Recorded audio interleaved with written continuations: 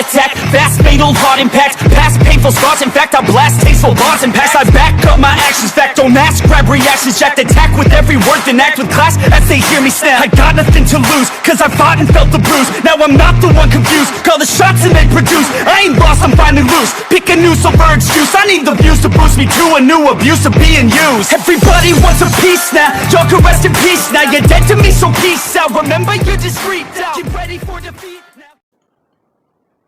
Alrighty, hello everybody. This is Kirusho here, and let us begin. Actually, before that, my bad. In part 4 of this series, I titled that one Blooded. Apparently, someone thought this was not going to be a bloody series, so they told me that this type of what if was supposed to be bloody. I am aware. Thing was, it was a Predator reference. Whenever someone gets their first kill, they're marked on the forehead and considered to be a blooded Yaoja. Anyways, I kind of thought anyone would understand that reference, but I don't think anyone actually commented it. I would have to look back and see. Now, with that out of the way, let's begin. Midoriya, yeah. He's been spending a bit more time at the storage unit. That, his father's guns, ammunition, and other things he has are stored at. He also still does have this bag of junk. And well, he, after looking at it a bit more, decided to begin to put something together. He used an old glove he had, and tried to model something around it. Yeah, he could use a flat plate and create something like brass knuckles, but he already has brass knuckles. So he's trying to do something different. And his mind goes back to the idea he had in the store.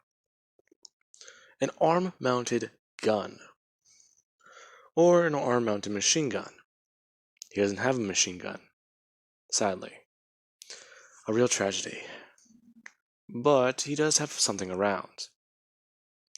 The next best thing he can think of is a cannon. So, he decides to try and put it together, drawing it up and looking around, creating somewhat of a base design, something sturdy enough around his wrist to where it will not break, and something to cover up part of his forearm. That way his arm, whenever he does actually just bend it at the elbow and he fires, he doesn't take all the recoil directly into his wrist, since that would probably break it.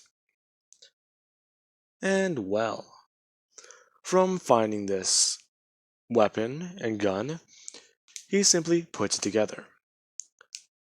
It was a bit tricky with the whole mechanisms for it and the way this chick put this piece together, but he does have to go out and buy some more supplies.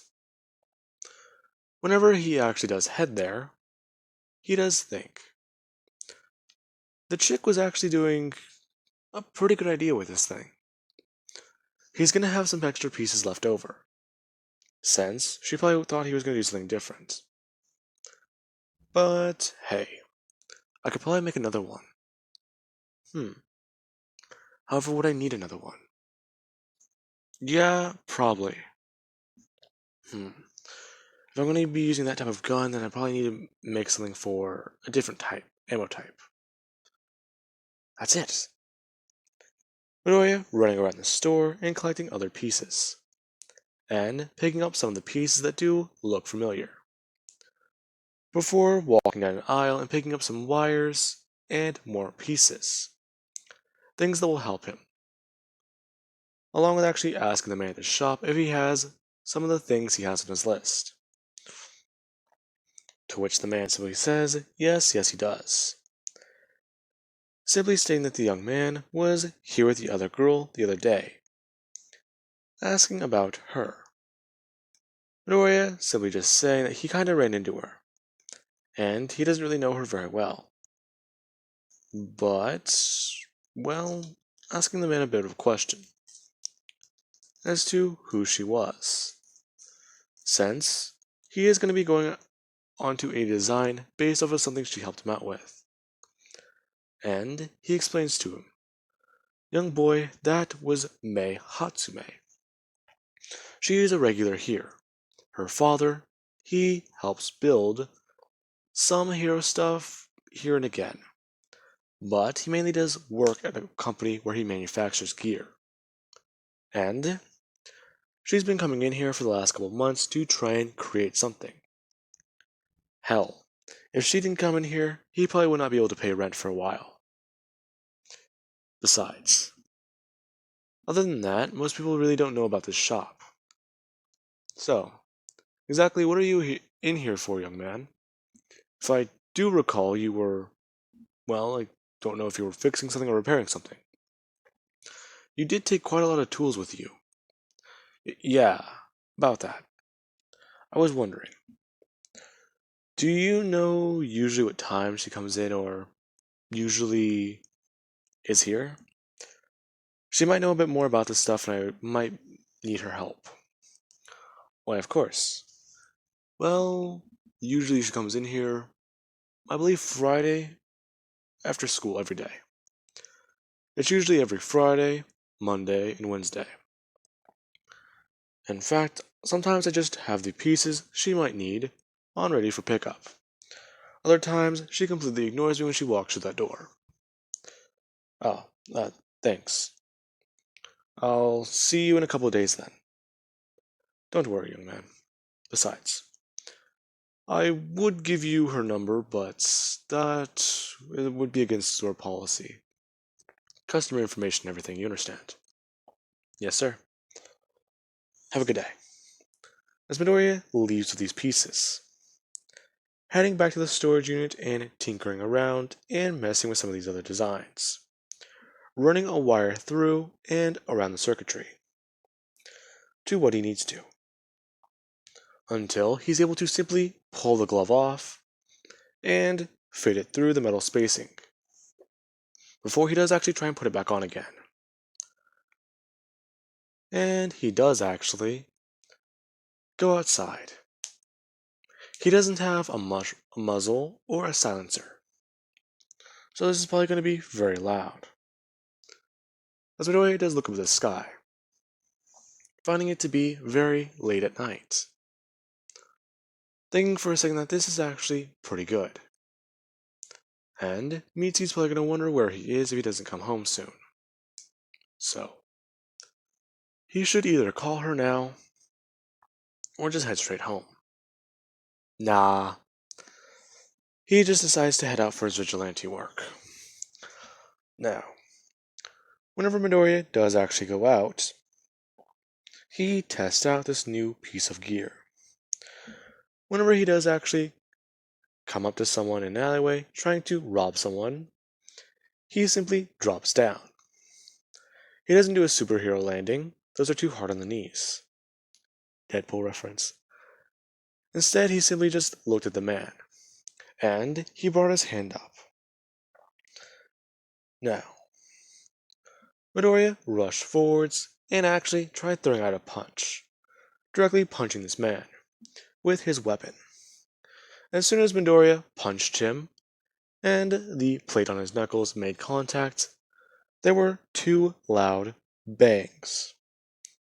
As Midoriya tests out a weapon he likes to call the shotgun punch, or at least that's the move. He doesn't really have a very good name for it.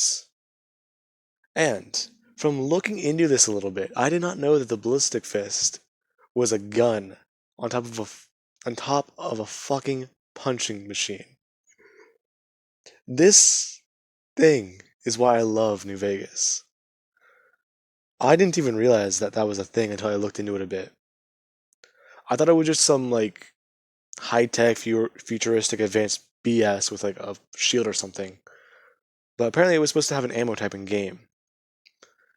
Anyways, now, with that out of the way, Midoriya watches the man as soon as he punched him, basically got sent flying backwards, and smashed into a wall, And this person simply watched as the Punisher, he has a smoking arm. And they take off running. And well, they have quite a story to tell. Midoriya reloading it with some shells. And going around testing out his new weapon. It did go on for a good trial run, until something messed up inside of it. And the next day he did have to try and fix it. It being on the news of one thing. The Punisher might have a strength enhancing quirk. This being a possible theory. However, the bodies that they found tonight, they had close range shotgun wounds on their chest and into their torsos. One man, even unlucky enough to have his head blown off, whenever Midoriya smashed him in the face with his knuckles. And he forgot that the shotgun mounted to his arm goes off every time that thing moves. Now, with that out of the way, he is actually working on the other glove. As today, he does have to go to the shop. He got off of school early since, hey, you're some kid who's dealing with the traumatic loss of your parents. And tonight, you're about to try and make up for that. Those two cops that he's been stalking, yeah, they're going to be taking a bribe today. Or they're simply just going to be in the wrong place at the wrong time. As they seem to always have a track record for that. Their police chief might be corrupt too. So, he's going to have to drop this off at a news place. Some news station. As tonight, he goes out. And as soon as he sees the cops, or actually let's backtrack. Whenever he went out to go see Mei and get her to help him on something, he actually had to take apart the ballistic fist, taking the shotgun off of it and asking her what she thinks of it. She thinks that it's a very cool thing, unsure of what it's supposed to do. Midoriya is simply just saying that he usually puts a, well, air compressor inside of here, and every time he sends a punch, it sends out a large burst of air. That being apparent on a pipe he has running down on the underneath of his knuckles. Since he can basically just open his palm and press onto the middle, or simply just close his fist. Her thinking that this is basically an air compressor he strapped to his wrist, not to his side. My bad. And well, she actually does see the other weapon Midoriya is working on. Watching as it's basically an arm-mounted gun, an actual weapon. Now, whenever she does actually see this, she does find it a bit weird and interesting. Asking if he's taking inspiration from the pro hero, who has guns. Midoriya is simply just saying yeah. As, whenever he does actually take it out of her hand, he simply unloads the bullets, taking them out of the housings. Or, not the housings, Jesus. Taking them out of the loader he has put them in. Then, putting in a different magazine. Loading it in by hand, all 9 bullets. And telling her that if they go somewhere, he can actually show her what this thing does. Her actually being a bit interested. As whenever they do head to the beach, Midoriya slips this one on. And he immediately brings up his hand and simply closes his fist. As the pipe on his wrist gets longer and extends a little bit, just past his knuckles. And Midoriya simply just fires it off, his arm recoiling at the punch, as a rubber bullet flies through the air and hits the target. Now, she's actually really intrigued by that and impressed. As whenever Midoriya does fire off a bit more, he shows off his impressive aim. Then simply giving her the weapon to try out. a piece of support gear. Now, she actually does look this over a little bit. There are little bits of design flaws, like the fact that Midoriya's hand, the pipe that was touching his knuckles, is going to be a little bit burned. And, with a little bit of adjustment, she does actually move that, finding it to be easier if it fires from underneath. And actually, if you can just simply have these things extend outwards a little bit. And the bullets, they simply fire, well, roughly 2 to 3 feet away from your actual hand, since you don't want hot pieces of metal to touch it. Basically adding a little bit of components. Now, Midoriya actually does head out that night, after basically geeking around with technology with Mei. Now, Midoriya, he actually did put the gun back onto the other ballistic fist. And tonight, whenever he does see those 2 cops, he actually does get a little bit of information using a prepaid phone that he bought very cheaply to record a video. He records a video of them simply beating on a man. And, well, taking money from him that is in an envelope. As soon as that happens, Midoriya ends the recording and rushes in. As soon as one of the other officers opened the door, while the other one was in the driver's seat, Midoriya simply just did one thing. He punched his hand, his left one, directly straight into the driver's side window, and immediately grabbed the police officer, pulling him by the collar of his uniform forwards as he wraps the seatbelt around his head. Then, simply yanking him downwards into the steering wheel, as the other officer got out of the car and simply tried to fight back.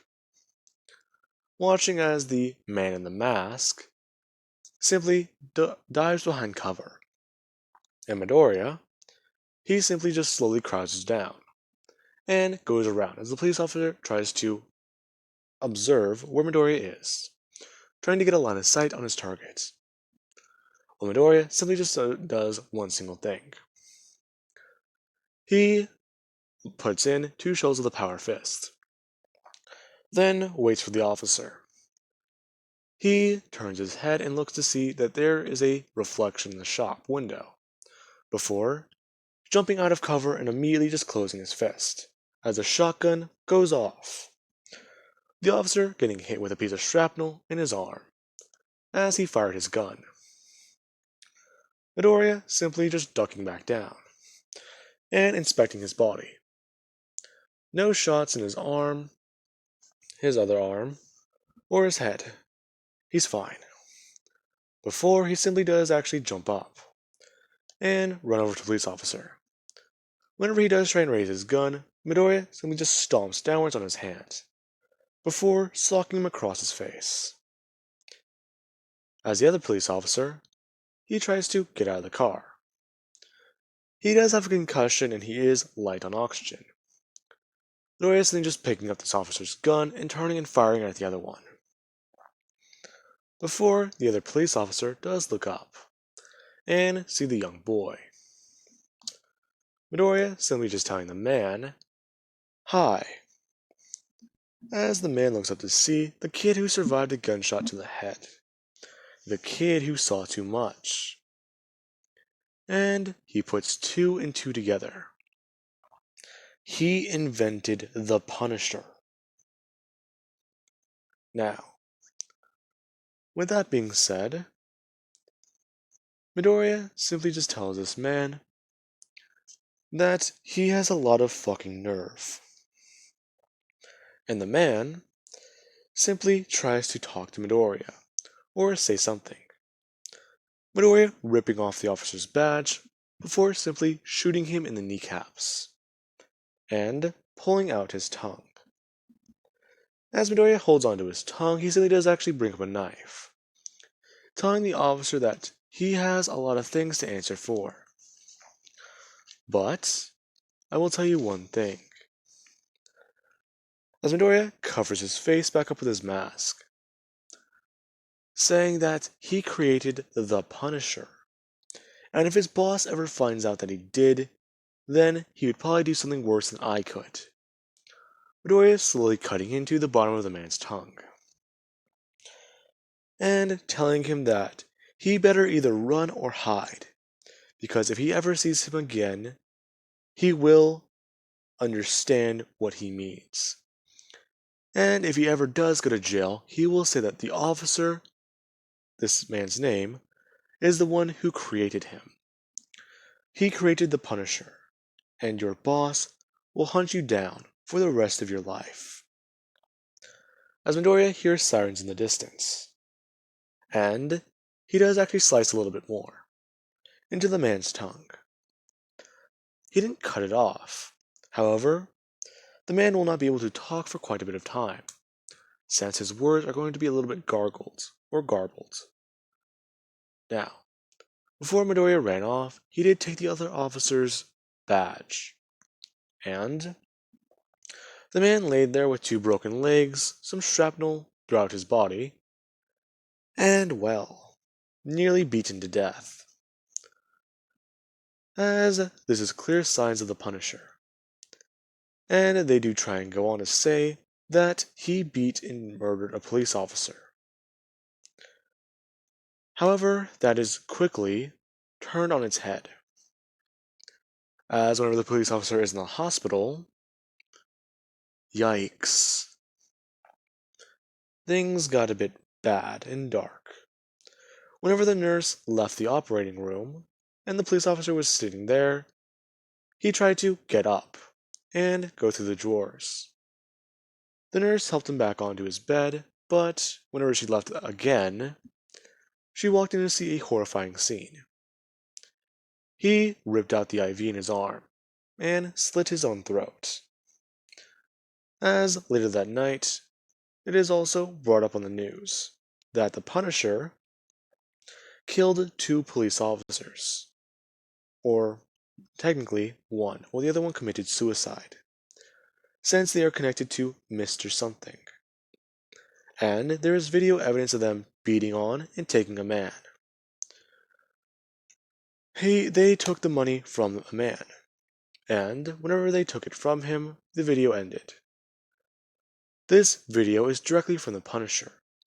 They tried to track down the phone, but it was very cheaply made, and they don't really keep receipts on the stuff, nor identify the buyers, since you don't really need a name for this type of phone. Now, with that being said, Midoriya does actually smile a little bit, as he does head home tonight. Whenever he does sneak in late, Mitsuki is actually a little bit mad though. She was waiting up for him and he got back at roughly 12 o'clock at night. Thankfully, Midoriya put his guns away. Well, she's actually asking him exactly where he has been. Midoriya somewhat just thinking about the first excuse in his head. As he somewhat just says, I was out with a girl? Really? This late? Yeah. Why? Okay, well, I do hope that you know you shouldn't be breaking curfew like this, nor whatever you're doing. Besides, I think you should just stay at home.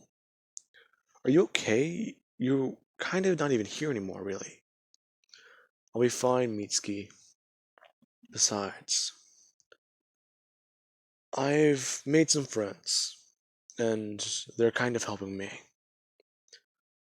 Alright, fine.